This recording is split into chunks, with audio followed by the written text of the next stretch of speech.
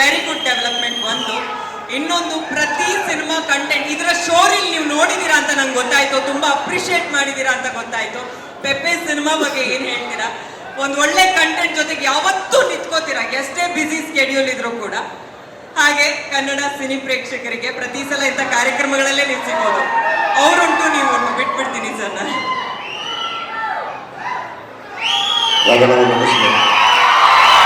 ಎಲ್ಲ ಮಾಧ್ಯಮ ಮಿತ್ರರಿಗೆ ಸೇರುವ ಎಲ್ಲರಿಗೂ ನಮಸ್ಕಾರಗಳಿಂದ.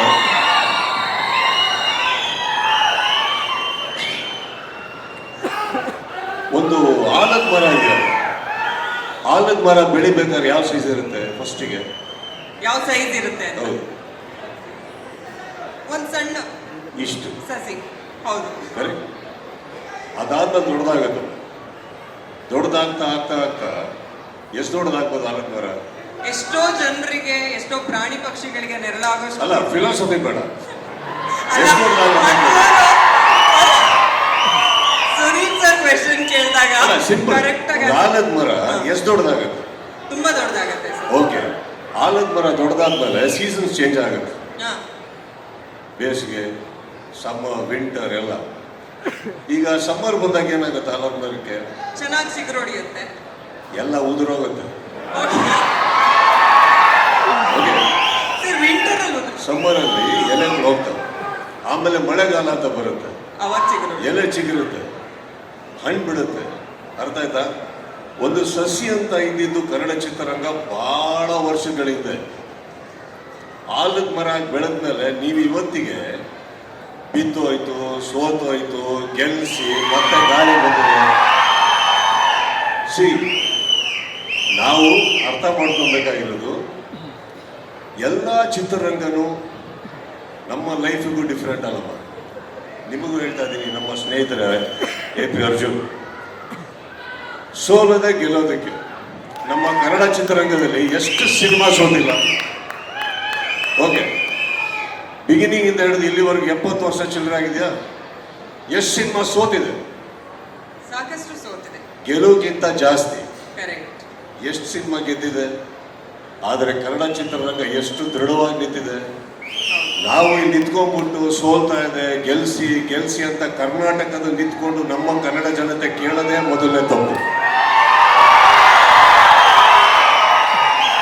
ನೀವು ನಿಮ್ಮ ಹಮ್ಮಲ್ಲಿ ನೀವು ಕೆಲಸ ಮಾಡಿ, ನಮ್ಮ ಜನನ ನಂಬಿ, ನಮ್ಮ ಭಾಷೆನ ನಂಬಿ. ನೋಡಕ್ಕಾಗದೆ ಇರೋ ನೋಡೋದು ಬೇಡ, ನೋಡೋರಿಗೋಸ್ಕರ ಮಾಡಿ. ಮನೆಯಲ್ಲಿ ಚೆನ್ನಾಗಿ ಅಡುಗೆ ಮಾಡಲ್ವಾ? ಚೆನ್ನಾಗಿ ಅಡುಗೆ ಮಾಡಲ್ವಾ? ಹಾಗಂತ ಹೋಟ್ಲಲ್ಲಿ ಊಟ ಮಾಡಿಲ್ವ ನೀವು? ಹೋಟ್ಲಲ್ಲಿ ಊಟ ಮಾಡಿದ ಮಾತ್ರ ವಾಪಸ್ ಮನೆಗೆ ಬಂದಿಲ್ವ? ನಡೆಯುತ್ತೆ, ಅವೆಲ್ಲ ಇರ್ತವೆ. ಗಾಳಿ ಅಂತ ಒಂದು ಬರುತ್ತೆ.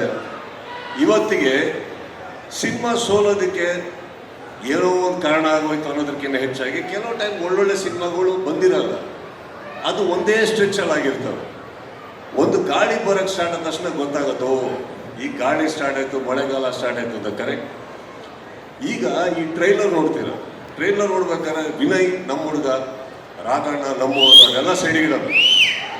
ನೋಡಿದ ತಕ್ಷಣ ನಮಗೆ ಕುತ್ಕೊಂಡು ನಮಗೆ ಒಂದು ಫೀಲ್ ಆಗಲಿಲ್ವ? ಈಗ ಎಂಥ ಟ್ರೈಲರ್ ಅಂತ ಅನ್ಸುತ್ತೋ ಅನ್ಸಲ್ವ?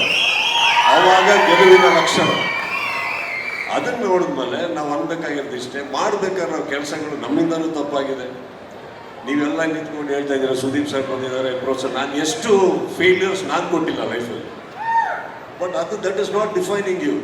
ಓಕೆ AP ಮಾರ್ಟಿನಿಗೆ ಒಳ್ಳೇದಾಗಲಿ, ಆರಾಮಾಗಿರಿ. ಕನ್ನಡ ಇಂಡಸ್ಟ್ರಿ ಬಹಳ ದೊಡ್ಡದು ಮೇಡಮ್. ಕನ್ನಡ ಚಿತ್ರರಂಗ ದೊಡ್ಡದು, ಕರ್ನಾಟಕ ದೊಡ್ಡದು. ಇಲ್ಲಿ ಇವತ್ತಿಗೆ ಸೇರಿದ್ದೀರ, ಇದರ ಹೆಸರೇನು? Mall of Asia. ಕರೆಕ್ಟ್. ಇಲ್ಲಿ ಬಂದಿರೋರೆಲ್ಲ ಏನು ಏಷ್ಯಾ, ಇಲ್ಲಿ ಬೇರೆ ದೇಶದಿಂದ ಬಂದಿದ್ದಾರೆ ಅವರು. ನಮ್ಮವ್ರ ಮಧ್ಯದಲ್ಲಿ ನಿಂತ್ಕೊಂಡ್ಬಿಟ್ಟು ನೀವು ಕನ್ನಡ ಬೆಳೆಸಿ ಅಂತ ಹೇಳಕ್ ಹೋಗ್ಬೇಡಿ. ಅರ್ಥ ಇದೆ? ಕನ್ನಡ ಬೆಳೀತಾ ಇದೆ, ನೀವೆಲ್ಲ ಕನ್ನಡ ಮಾತಾಡೋದಕ್ಕೆ ಕನ್ನಡ ಬೆಳೆಯುತ್ತೆ. ಅಲ್ಲಿಗೆ ನಂದು ಆ ಭಾಷೆ ಮುಗಿತು. ಪಿಕ್ಚರ್ ನನಗೆ ನಿನ್ನೆ ವಿನಯ್ ಅವರು ಬಂದು ಈ ಟ್ರೈಲರ್ ತೋರಿಸಿದಾಗ ಗೊತ್ತಿಲ್ಲದೇನೋ ನನ್ನ ಮನೆಯಲ್ಲಿ ಫಸ್ಟ್ ಟೈಮ್ ನಾನು ನಿಂತ್ಕೊಂಡ್ಬಿಟ್ಟು ಆಕ್ಚುಲಿ ಅವರಿಗೆ ಚಪ್ಪಾಳೆ ತಟ್ಟಿದ್ದೀನಿ ಟ್ರೈಲರಿಗೆ. ನಾನು ಸುಮ್ಮನೆ ಎಷ್ಟೋ ಸತಿ ನಾವು ಟ್ರೈಲರ್ ಲಾಂಚ್ ಮಾಡಿಕೊಟ್ಟಿದ್ದೀವಿ, ಎಲ್ಲ ಮಾಡಿದ್ವಿ. ಬಟ್ ಡೋಂಟ್ ಫರ್ಗೆಟ್, ನಾವು ಟ್ರೈಲರ್ ಲಾಂಚ್ ಮಾಡಬೇಕಾದ್ರೆ ನಾನೊಬ್ಬ ಸುದೀಪ್ ಅನ್ನೋದಕ್ಕಿಂತ ಹೆಚ್ಚಾಗಿ ನಾನೊಬ್ಬ ಪ್ರೇಕ್ಷಕನಾಗಿ ಆ ಟ್ರೈಲರ್ ನನಗೆ ಇಷ್ಟ ಆಗ್ಬಿಡ್ತು ಅಂದರೆ ಅದಕ್ಕಿಂತ ಖುಷಿ ಬೇರೆ ಯಾವುದು ಸಾಧ್ಯನೇ ಇಲ್ಲ. ನಾನು ಒಬ್ಬ ಆಡಿಯನ್ಸ್ ಅಲ್ವಾ, ನನಗೂ ಒಂದು ಸಿನಿಮಾ ನೋಡಬೇಕು ಅಂತ ಆಸೆ ಇರುತ್ತೆ, ನನಗೂ ಒಳ್ಳೆ ಸಿನಿಮಾ ನೋಡ್ಬೇಕು. ಯಾಕಂದ್ರೆ ನಾವು ಮಾಡಿರೋ ಸಿನಿಮಾಗಳನ್ನ ಎಂಜಾಯ್ ಮಾಡೋಕ್ಕಾಗಲ್ಲ. But today I am very proud. First of all ನಾನು ವಿನಯ್ ಅವರಿಗೆ ನೆನ್ನೆ ಒಂದು ಮಾತು ಹೇಳಿದೆ, ಫೈನಲ್ ಆಗಿ you have become a man ಅಂತ. ಒಬ್ಬ ಚಾಕ್ಲೇಟ್ ಹುಡುಗ, ಪ್ರೀತಿ, ಲವ್ ಸ್ಟೋರಿ, ಇಲ್ಲಿಂದ ಒಬ್ಬ ಯಾವಾಗ ಒಂದು ಅಡಲ್ಟ್ ಒಬ್ಬ ಗಂಡಸಾಗಿ ಒಂದು ಪರದೆ ಮೇಲೆ ಕಾಣಿಸ್ಕೊಂತಾನೋ ಅಲ್ಲಿಗೆ ಅವನ ಹೀರೋ ಆಗಿ ಒಂದು ಜರ್ನಿ, ಒಂದು ಜನ್ಮ ಸ್ಟಾರ್ಟ್ ಆಗುತ್ತೆ. ಆ ಜರ್ನಿ ಈ ಸಿನಿಮಾದಿಂದ ವಿನಯ್ ಅವ್ರಿಗೆ ಆಗುತ್ತೆ ಅನ್ನೋ ಬಹಳ ಖಂಡಿತವಾಗ್ಲೂ ನಂಬಿಕೆ ಇದೆ ನನಗೆ. ಅದ್ಭುತವಾದಂಥ ಟ್ರೈಲರ್, ಅದ್ಭುತವಾದಂಥ ಮ್ಯೂಸಿಕ್. ನನಗೆ ಎಲ್ಲದಕ್ಕಿಂತ ಇಷ್ಟ ಆಗಿದ್ದು ಡೈರೆಕ್ಟರ್ ಮಾತಾಡದೇ ಇರೋದು, ಅದೇ ಬೆಸ್ಟ್. ಬಹಳ ರಿಕ್ವೆಸ್ಟ್ ಮಾಡಿದ್ರಿ ಸರ್, ಅವ್ರೇನೋ ಕೆಲಸ ಮಾತಾಡ್ತಾ ಇದೆ. ಇಲ್ಲ, ಇಲ್ಲಿ ಏನಾಯ್ತು, ಒಬ್ಬ ನಿರ್ದೇಶಕರು AP ಅರ್ಜುನ್ ಅಂತ ಬಂದ್ಬಿಟ್ಟು ತುಂಬಾ ಹೇಳ್ಬಿಟ್ರಲ್ಲ, ಅದಕ್ಕೆ ಅವ್ರಿಗೆ ಭಯ ಆಗೋಯ್ತು ಮಾತಾಡೋದಕ್ಕೆ, ನಮ್ಮ ಗೆಳೆಯ. But Vinay, you done a great job. ನಿಮ್ಮನ್ನ ಈ ರೀತಿ ತೋರಿಸಿರುವಂಥ ನಿರ್ದೇಶಕ, ನಿಜವಾಗ್ಲೂ ಹೇಳ್ಬೇಕಂದ್ರೆ ಒಬ್ಬ ನಿರ್ದೇಶಕ ಕಲಾವಿದರನ್ನ ಪ್ರೀತಿಸಕ್ಕೆ ಶುರು ಮಾಡಿದ್ರೆ ಮಾತ್ರ ಒಂದು ಸಿನಿಮಾ ಚೆನ್ನಾಗಿ ಮೂಡಿಬರೋಕ್ಕೆ ಸಾಧ್ಯ. ಅದನ್ನ ಅವರು ಬಹಳ ಚೆನ್ನಾಗಿ ಮಾಡಿದ್ದಾರೆ ಅಂತ ಪರದೆ ಹೇಳ್ತಾ ಇದ್ದಾರೆ. ಆ ನಿರ್ದೇಶಕರ ಕೆಲಸ ನನಗೆ ನಿಜವಾಗ್ಲೂ ಇಷ್ಟ ಆಯಿತು. ಎಲ್ಲದಕ್ಕಿಂತ ಹೆಚ್ಚಾಗಿ ಇವರು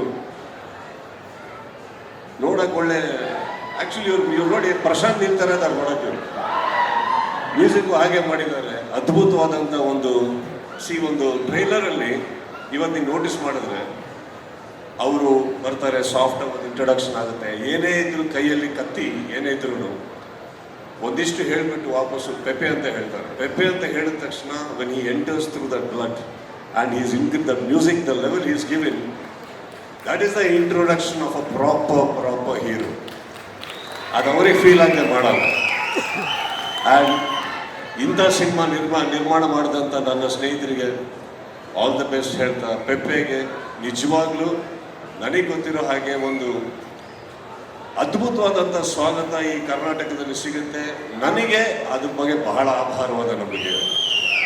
ಓಕೆ, ಬಿಕಾಸ್ ನಾನು ಹೇಳಿದಾಗೆ ಗೆಳೆಯರು ಅನ್ನೋದು ಬಿಟ್ಟಾಕಿ ನಾವು ವೀಕ್ಷಕರಾಗಿ ನಮಗೂ ಒಂದು ಟೇಸ್ಟ್ ಇದೆಯಲ್ಲ. ನನಗಂತೂ ಇಷ್ಟ ಆಯಿತು ಸಿನಿಮಾ. ನಾನು ಅವ್ರಿಗೆ ಫಸ್ಟ್ ಕೇಳಿದ್ದು ನನಗೆ ಯಾವಾಗ ತೋರಿಸ್ತಾ ಇದ್ದೀರಲ್ಲ. I would love to see this film Vinay as soon as possible and I wish you all the very best. ನೀವೆಲ್ಲರಿಗೂ ಬಂದಿರೋ ಎಲ್ಲರಿಗೂ ಆಲ್ ದಿ ಬೆಸ್ಟ್ ಹೇಳ್ತಾ, ಪ್ಲೀಸ್ ರಾಜಣ್ಣ ಅವರು ನಮ್ಮ ಸರೋವರ್ ಹೋಟ್ಲಲ್ಲಿ ಶೂಟಿಂಗ್ ಮಾಡ್ತಾ ಇದ್ರು ಬಂದು. ಅವಾಗ ನಾವೆಲ್ಲ ತುಂಬ ಚಿಕ್ಕ ಹುಡುಗರು. ಅವತ್ತಿಗೆ ಅವರು ಏನೇನು ಕನ್ಸ್ಕೊಂಡಿದ್ರು, ಒಬ್ಬ ನಟನಾಗಿ ಏನೇನು ಮಾಡಬೇಕು ಅಂತ ಇದ್ರು. ಅಣ್ಣ, ನಿಮ್ಮಿಬ್ಬರು ಮಕ್ಕಳ ಮೂಲಕ ಅದಷ್ಟು ಈಡೇರಲಿ ಅಂತ ಹೇಳ್ತಾ, ಕರೆಸಿದ್ದಕ್ಕೆ ಧನ್ಯವಾದಗಳು ಹೇಳ್ತಾ, ನಿಮ್ಮೆಲ್ಲರಿಗೂ ಮತ್ತೊಮ್ಮೆ ನನ್ನ ಪ್ರೀತಿಯನ್ನು